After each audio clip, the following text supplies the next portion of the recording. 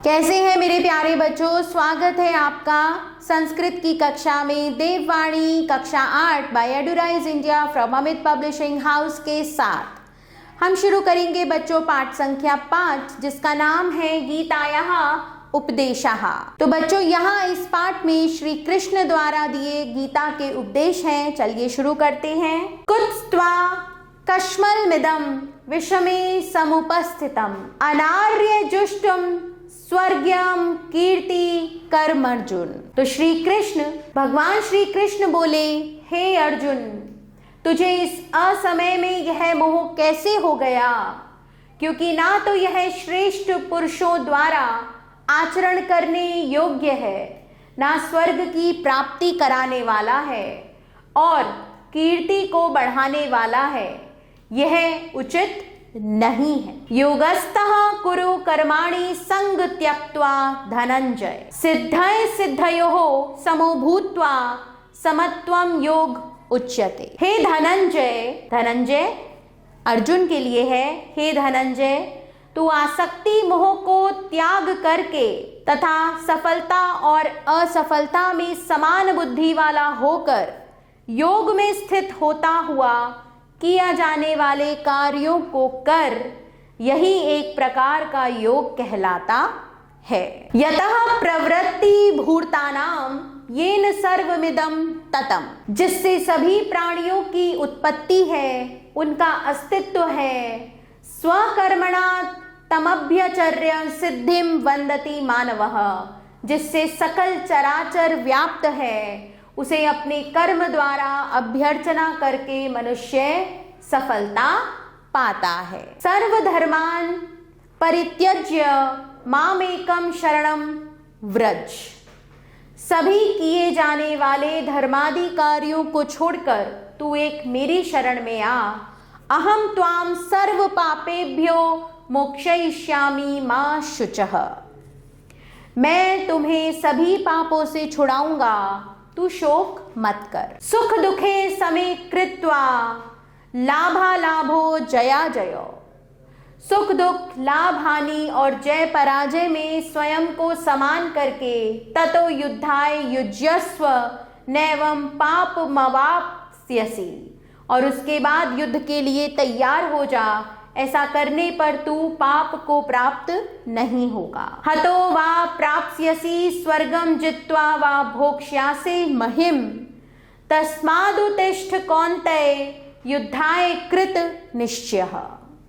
इसलिए हे कौन्तेय, या तो मारा जाकर स्वर्ग को प्राप्त होगा अथवा संग्राम में जीतकर पृथ्वी का राज्य भोगेगा। इसलिए युद्ध के लिए निश्चय करके तू खड़ा हो जा। शुरू करते हैं बच्चों पाठ के शब्दार्थः। कुत्स्त्वा, कहाँ से तुझे, कश्मलम मोह, स्वर्गम स्वर्ग को, कीर्ति यश, योगस्थः योग में स्थित, कर्माणि कर्म काम, त्यक्त्वा छोड़कर, सिद्धय सिद्धयोः सफलता और असफलता में, समभूत्वा एक समान होकर, समत्वम एक समानता, योगः उच्यते योग कहा जाता है, त्वाम तुमको, सर्व पापेभ्यो सभी बुरे कर्मों से, दृष्टुम देखने के लिए, मोक्षयिष्यामि मुक्त करूँगा, प्रवृत्ति ही उत्पत्ति चेष्टा, भूतानाम प्राणियों की, विन्दति प्राप्त करता है, सर्वधर्मान सभी धर्मों को, मामेकम शरणम व्रज केवल मेरी शरण में आ,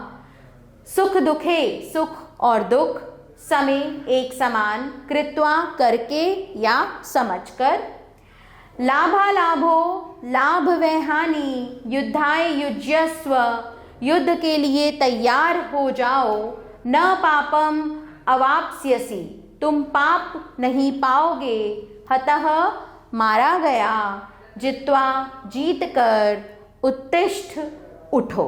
शुरू करते हैं बच्चों पाठ का अभ्यास कार्य। पहला प्रश्न है बच्चों, निम्नलिखितानां प्रश्नानां उत्तराणि लिखत, निम्नलिखित प्रश्नों के उत्तर लिखिए। तो बच्चों ये आप अपने पाठ के आधार पर स्वयं लिखेंगे। प्रश्न 2 देखिए बच्चों, सम्यक उत्तरम चिनुत, सही उत्तर चुनिए। माँ इति शब्दः अस्ति अव्ययः। कीर्तिः इत्यस्य पदस्य समानार्थी अस्ति यश। परित्यज्य इत्यस्मिन् क्रियापदे कतमः प्रत्ययः प्रयुक्तः ल्यप। रिक्त स्थानानि पूरयत, रिक्त स्थानों की पूर्ति कीजिए। तो बच्चों ये रिक्त स्थान आप स्वयं गीता के श्लोकों से पूर्ण कीजिए। प्रश्न 4 देखिए बच्चों, सर्वनाम पदानि चित्वा लिखत, सर्वनाम पदों को चुनकर लिखिए। तो यहाँ मैंने इन्हें रेखांकित भी किया है और लिखा भी है, आप इसे स्वयं पढ़िए। प्रश्न 5 देखिए बच्चों, निम्नलिखितानां भावार्थम लिखत, निम्नलिखित के भावार्थ लिखिए। तो यहाँ मैंने 2 श्लोकों के भावार्थ लिखे हुए हैं। हे अर्जुन, प्रथम श्लोक है, हे अर्जुन यदि तुम युद्ध में मारे जाते हो तो तुम्हें स्वर्ग मिलेगा, यदि तुम जीतते हो तो पृथ्वी का राज्य भोगोगे, अतः हे कुंती पुत्र युद्ध करने का निश्चय करके उठो और युद्ध करो। द्वितीय श्लोक का अर्थ है बच्चों, सुख और दुख, लाभ और हानि तथा जय और पराजय को समान मानकर तुम युद्ध के लिए तैयार हो जाओ। इस प्रकार युद्ध करने से तुम पाप को प्राप्त नहीं होगे। यहाँ अंतिम श्लोक का अर्थ आप स्वयं लिखेंगे। और इसी के साथ बच्चों हमारा यह पाठ यहाँ समाप्त होता है। आभार बच्चों, मिलते हैं नए पाठ के साथ।